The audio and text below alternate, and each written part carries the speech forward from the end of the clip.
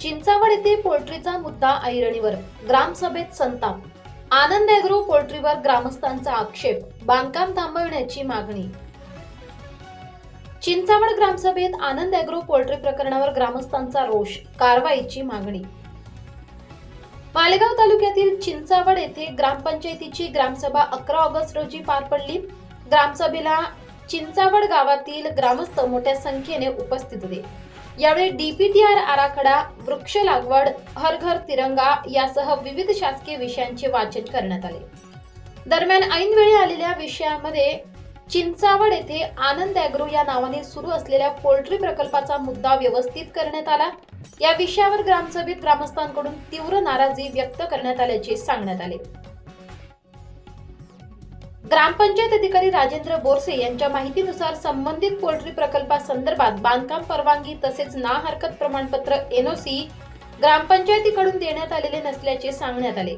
याबाबत ग्रामपंचायतीने पूर्वी पत्रव्यवहार केला असल्यास संबंधित कागदपत्रे ग्रामपंचायतीसमोर सादर करावीत, अशी मागणी ग्रामस्थांनी केली आहे. नागरिकांच्या म्हणण्यानुसार सदर पोल्ट्रीच्या आजूबाजूला आदिवासी वस्ती तसेच शाळा असून पोल्ट्रीमुळे नागरिकांच्या तसेच विद्यार्थ्यांच्या आरोग्यावर परिणाम होण्याचा धोका निर्माण होऊ शकतो. त्यामुळे या प्रकल्पाबाबत योग्य ती कार्यवाही करण्यात यावी, अशी मागणी ग्रामस्थांकडून करण्यात आली. या विषयावर चर्चा करण्यासाठी संबंधित पोल्ट्री धारकाला ग्रामसभेला उपस्थित राहण्याचे सांगण्यात आले होते. मात्र पोल्ट्री धारक ग्रामसभेला उपस्थित राहिला नसल्याचे सांगण्यात आले. दरम्यान 26 जानेवारी रोजी आनंद ॲग्रो पोल्ट्रीच्या ना हरकत दाखल्यासंदर्भात विषय ग्रामपंचायतीसमोर आला होता.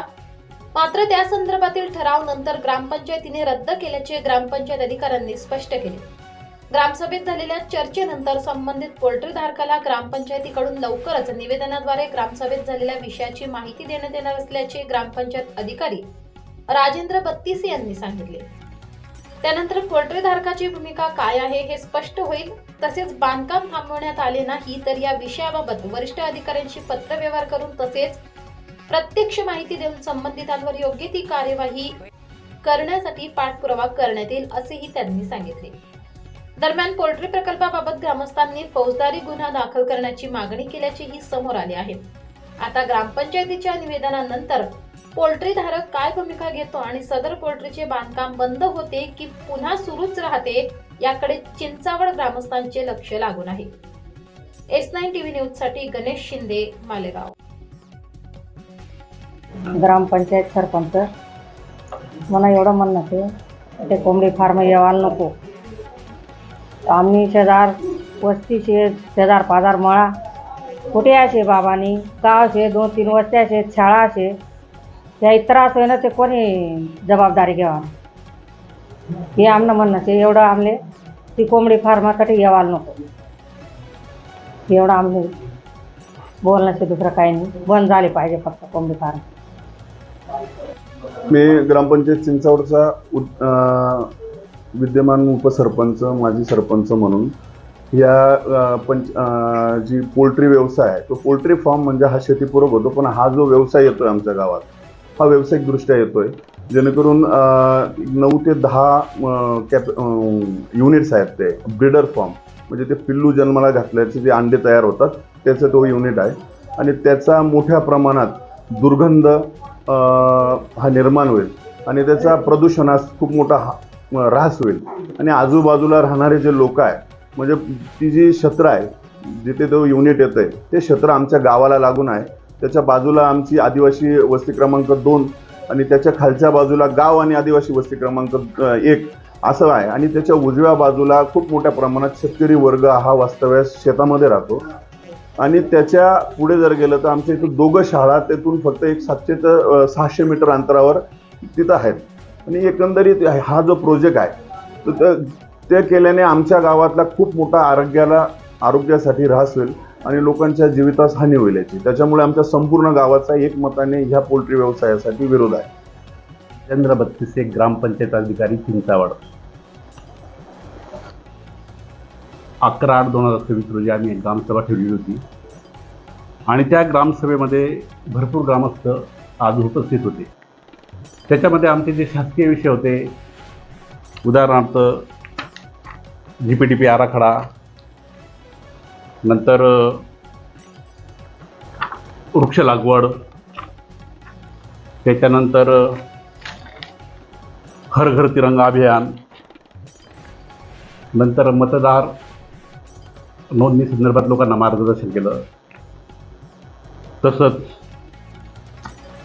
शासकीय जे परिपत्रक होते ते वाचन करण्यात आले. म्हणजे जे शाळा आहेत, जिल्हा परिषद शाळा, संस्थेच्या शाळा, त्यांच्यापासून 50 मीटरपर्यंत जे दुकानं आहेत ते जंक फूड विक्री करू नये या संदर्भात परिपत्रक होते ते वाचन करण्यात आलं. तसंच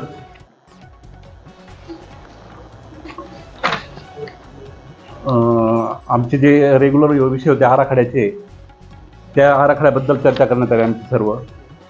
आणि त्याच्यानंतर मग ऐनवेळेचा जो विषय झाला त्या विषयामध्ये एक आनंद ॲग्रो म्हणून पोल्ट्रीचं काम चालू आहे. या संदर्भात आम्ही सरपंच आणि ग्रामपंचायत अधिकारी त्यांच्या जी बांधकाम परवानगी आहे किंवा जी NOC असते त्या NOC संदर्भात हा 1 वर्षापूर्वीचा विषय आहे. त्यावेळेस आम्ही कुठलीही त्यांना NOC दिलेली नाही. समोर सरपंच पण आहेत, मी ग्रामपंचायत अधिकारी, आमच्या स्वाक्षरीने त्यांना कुठली NOC दिलेली नाही. तत्राप त्याचं असं म्हणणं मग त्या संदर्भात आम्ही त्यांना पत्रव्यवहार पण केलेले आहे. त्याचं काम चालू आहे की बाबा तुझ्याकडे जे डॉक्युमेंट असतील ते ग्रामपंचायतीला सादर करावे. अद्याप त्यांचे कुठलेही डॉक्युमेंट आलेले नाही. त्यामुळे लोकांचा रोष निर्माण झाला की ग्रामपंचायतीने एवढा पत्रव्यवहार करून तो माणूस तरी काम चालू आहे असं का. मग त्याचा उद्रेक झाला आजच्या ग्रामसभेमध्ये. त्यांनी तसं निवेदन दिलं. त्या निवेदनावर आम्ही चर्चा केली लोकांनी आणि लोकांचं असं म्हणणं आहे की ग्रामपंचायतीने त्यांच्यावर फौजदारी गुन्हा दाखल करावा अशाचा हा विषय आहे.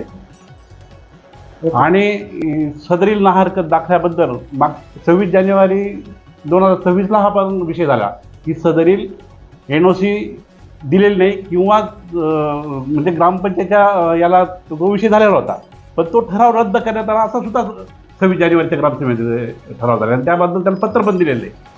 परंतु त्याला कुठलीही NOC सरपंच आणि ग्रामपंचायत अधिकारी यांच्या स्वाक्षरीने दिलेली नाही.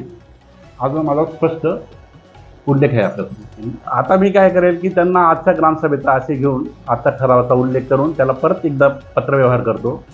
त्याच्या परत काय प्रतिक्रिया ते समजून घेतो आणि सरपंचांच्या माध्यमातून मग वरिष्ठ कार्यालयाच्या सल्ल्याने त्याच्यावर गुन्हा दाखल करून घ्यावा लागेल.